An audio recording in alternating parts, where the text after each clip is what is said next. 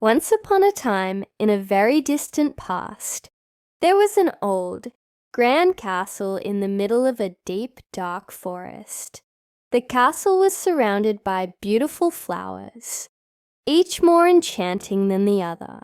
Their wonderful scents and magnificent appearance attracted everyone. But it was all a trap. Any man who approached the castle would turn into a statue, while women would transform into tiny, beautiful birds. The owner of the castle, a cursed witch, kept these birds inside the castle while she released the men, under the condition that they never returned.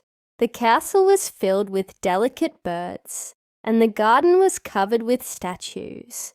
The villagers nearby were heartbroken over this terrible fate, but they could not find a way to break the spell. Families frequently warned their young ones, but they rarely heeded these warnings. One day, two close friends named Jorinda and Jorindel set out for a walk in the forest without their family's permission. Jorindel warned, "We must not go near the witch's castle." But Jorinda dismissed his fears. "Oh, what's the worst that could happen? Forget those old tales. Nothing will happen to us. Let's go see the castle." "I heard the flowers are magnificent," she said. They had no idea the danger that awaited them. As they ventured deeper into the forest, the sunlight slowly disappeared between the thick tree trunks. They spotted a few beautiful flowers, and when they turned around, they realized they had unknowingly walked right up to the castle walls, which were adorned with breathtaking blooms. A large owl landed on the castle and hooted 3 times. "Too-woo! Too-woo! Too-woo!" At that moment, Jorinda transformed into a tiny, beautiful bird. Jorindel, frozen with fear, turned pale, and then suddenly, he was turned into a statue. As the sun completely set, the old frail witch appeared. She gently placed the lovely bird into a cage and carried it into the castle. Jorindel, now trapped in stone, could do nothing but watch his friend being taken away. He couldn't speak, he couldn't move.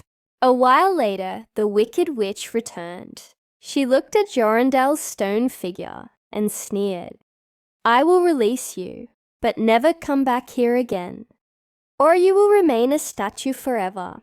Suddenly, Jorindel felt his body loosen. He was free again. Desperate, he begged the witch to release his friend, but she ignored him, laughing as she disappeared into the darkness. Heartbroken, Jorindel hurried back to the village to tell everyone what had happened, but no one knew what to do. If they tried to rescue Jorinda, they too would be turned into birds or statues.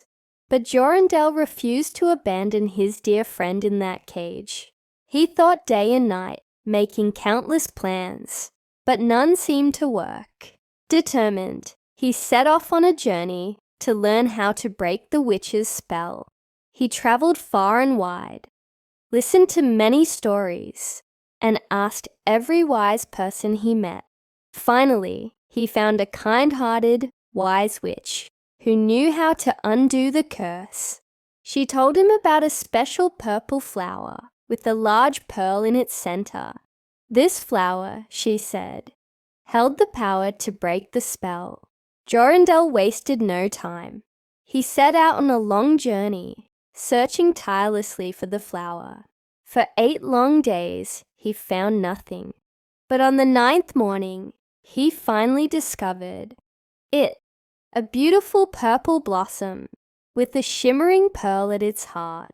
Plucking the flower, he set off immediately and traveled until nightfall. At last, he arrived at the castle once more. He braced himself for the curse, but to his surprise, he did not turn to stone. At that moment, the wicked witch, disguised as a cat, lunged at him.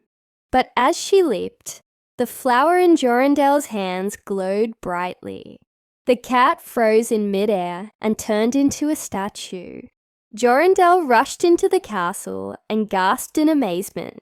There were 700 cages, each holding a tiny, beautiful bird, as the purple pearl flower glowed once more. Jorinda and all the birds transformed back into their human forms. The garden statues were freed as well. Jorindel was overjoyed to be reunited with his dear friend. The entire village celebrated as their loved ones returned. Together, Jorinda and Jorindel planted the magical flower in the castle garden. Its power filled the forest with light and covered it in blossoms.